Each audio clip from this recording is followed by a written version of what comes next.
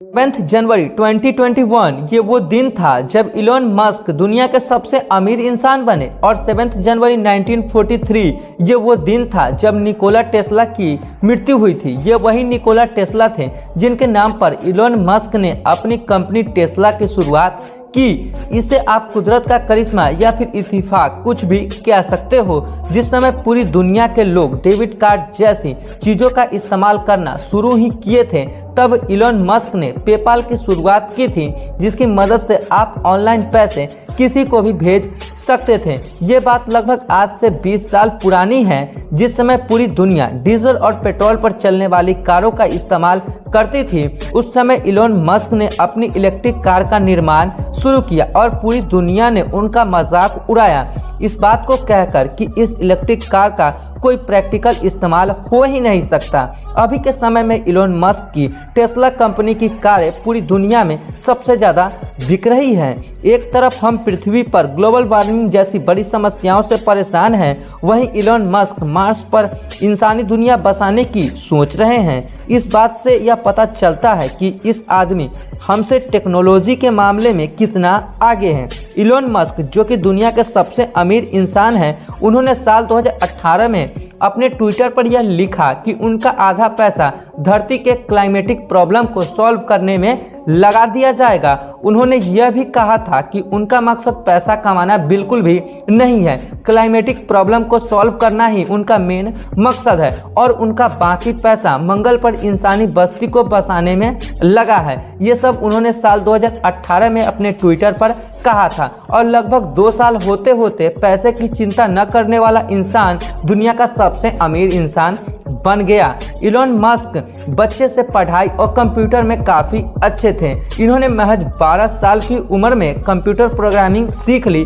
और ब्लास्टर नाम का एक गेम बनाया था, जिन्होंने उस समय यानी लगभग 37 साल पहले $500 में उस ब्लास्टर नाम के गेम को बेचा था। आज से लगभग 37 साल पहले $500 की कीमत कितनी ज़्यादा रही होगी, इसका आप अनुमान खुद ही लगा सकते हो।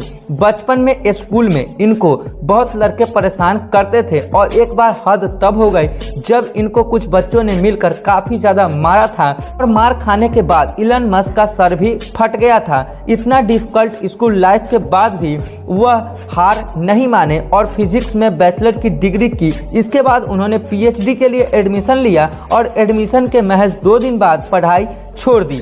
जिस तरह बचपन में इलोन मस्क ने एक गेम बनाया था, उसी तरह 1995 में अपने भाई के साथ मिलकर जिप2 नाम की कंपनी की शुरुआत की। इसे आगे चलकर कॉम्पैक्ट ने $307 मिलियन में खरीद लिया।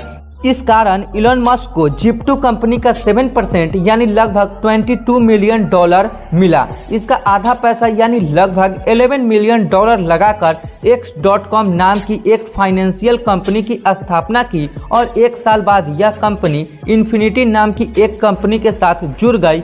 इन्हीं दोनों कंपनियों के मिलने के बाद पेपाल कंपनी का जन्म हुआ, लेकिन इनका मकसद पैसा कमाना बिल्कुल भी नहीं था। अगर पैसा कमाना इनका मकसद होता तो ये यहीं पे रुक जाते, लेकिन ऐसा नहीं हुआ। साल 2002 में पेपाल को ईबे ने $1.2 बिलियन में खरीद लिया, जिसमें इलोन मस्क को $1,165 मिलियन, इसका आधा पैसा उन्होंने स्पेस एक्स नाम की कंपनी बनाने में लगा दी और बाकी का पैसा टेस्ला नाम की इलेक्ट्रिक कार कंपनी की शुरुआत कर दी बाकी के पैसे से। जब उन्होंने स्पेस एक्स कंपनी की शुरुआत की तब इनको काफ़ी प्रॉब्लम का सामना करना पड़ा था, क्योंकि शुरुआत में रॉकेट के कॉस्ट के बारे में जानने के लिए वो एक बार रसिया गए थे और वहाँ पता चला कि एक रॉकेट को लॉन्च करने में $8 मिलियन का खर्च आएगा और इतना खर्च देखकर इलोन मस्क को यह लगा कि क्यों ना हम एक ऐसा रॉकेट बनाएं जिसको हम बार बार उपयोग में ला सके। लेकिन यह काम इतना आसान नहीं था, क्योंकि ऐसा रॉकेट बनाने के बाद इनके पहले रॉकेट में आग लग गई थी, जिसमें इनको करोड़ों का नुकसान हुआ और सेकेंड अटेम्प्ट में रॉकेट स्पेस में तो पहुंचा लेकिन ऑर्बिट तक नहीं पहुंचा, जिससे इनको एक बार फिर झटका लगा। इस तरह उनको 3 बड़े झटके लगे और इलोन मस्क का बचा खुचा पैसा लगभग खत्म हो गया। इलोन मस्क नील आर्मस्ट्रांग को अपना आइडियल मानते थे और उन्होंने भी इस रिवर्सेबल रॉकेट के कॉन्सेप्ट को बेवकूफ़ों वाला आइडिया कहा। इस समय उनके पास बस आखिरी अटेम्प्ट के पैसे ही बचे थे। उनके पास रहने के लिए खुद का घर भी नहीं था और वह अपने दोस्त के घर रेंट पर रहते थे। वह इस अटेम्प्ट को अगर फेल होते हुए देखते और इनका यह अटेम्प्ट फेल हो जाता तो उनकी company SpaceX lack of earning की वजह से बंद हो जाती। लेकिन इलोन मस्क हार मानने वालों में से नहीं थे। उन्होंने हार नहीं मानी और आखिरी अटेम्प्ट भी किया और अपना सब कुछ बेचकर लास्ट अटेम्प्ट के लिए कोशिश किए। इस बार उनको सफलता मिली और सफल लैंडिंग के बाद नासा ने इनको $1.5 बिलियन का फंड भी दिया।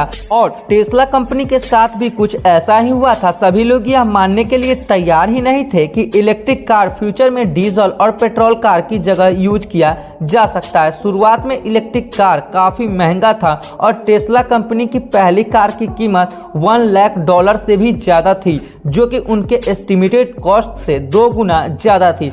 ऐसे में उनकी कारें नहीं बिकी और टेस्ला मोटर्स में एक ऐसा समय आया था जब टेस्ला मोटर्स को बंद करने के लिए नोटिस भी आया था। उस साल उनके पास स्पेसएक्स या टेस्ला में से किसी एक कंपनी को बचाने का ही मौका था। उस समय इलोन मस्क हार नहीं माने। एक तरफ उन्होंने स्पेसएक्स का चौथा अटेम्प्ट सफलतापूर्वक किया, वहीं दूसरी तरफ टेस्ला मोटर्स को भी अपने टीम के साथ मिलकर टेस्ला मोटर्स को आगे बढ़ाया और देखते ही देखते इलोन मस्क दुनिया के सबसे अमीर इंसान बन गए।